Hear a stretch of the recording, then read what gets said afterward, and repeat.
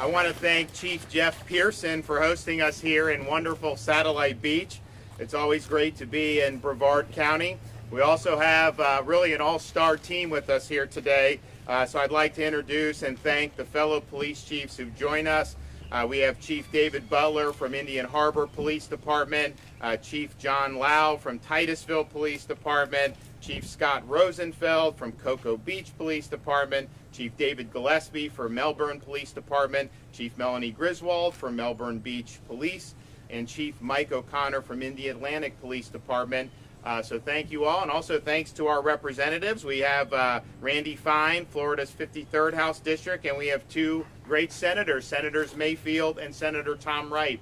So thank you guys for doing it.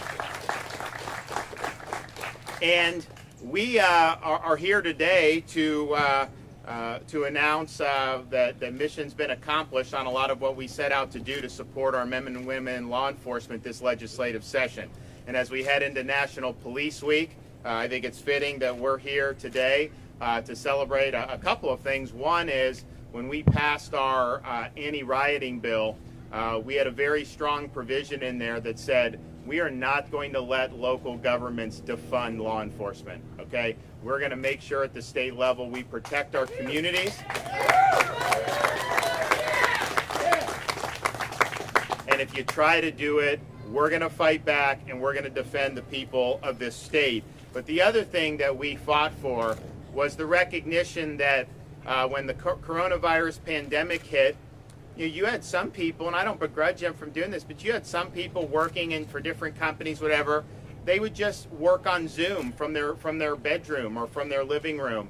A lot of them were not even out and about doing stuff. Well, the people that wear the uniform, they didn't have that luxury. Okay, they were out there every single day. Our police, our fire, our EMTs, and they had to work more than they ever have. Not just to deal with protecting us when the pandemic hit, but then obviously how police were treated last year in many parts of the country was a total disgrace. And they had to put the uniform on. Yes, they knew that the state of Florida had their back, and I think we did much better in Florida. But if you look at what a lot of these police officers are dealing with now, it's terrible. So I thought it was important to recognize the service, to recognize the sacrifice, and I asked the legislature in this legislative session, we need to do bonuses for law enforcement. Some want to defund.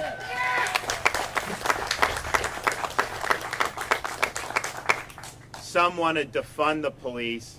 We're funding the police and then some, and that's what we're here today to say.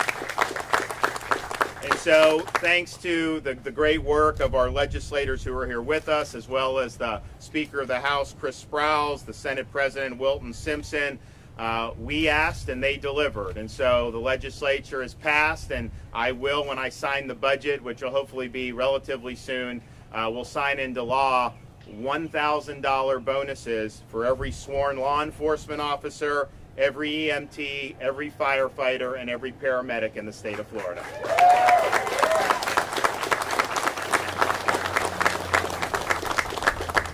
And so we're going to hear from a couple folks. We're going to hear from Chief Pearson. We'll hear from our legislators, and then we'll do a check presentation. So, Chief, thanks for hosting us.